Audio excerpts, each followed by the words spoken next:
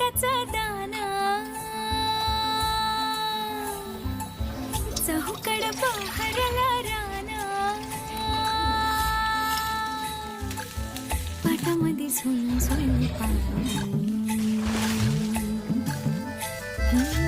पाखराच्या चोचीत निघाली शेतामध्ये राबणारा लेक काळ्या मातीचा राखडा तो मर्द माझा आभाळाच्या छातीचा वेडा पिसा छंद असा लागला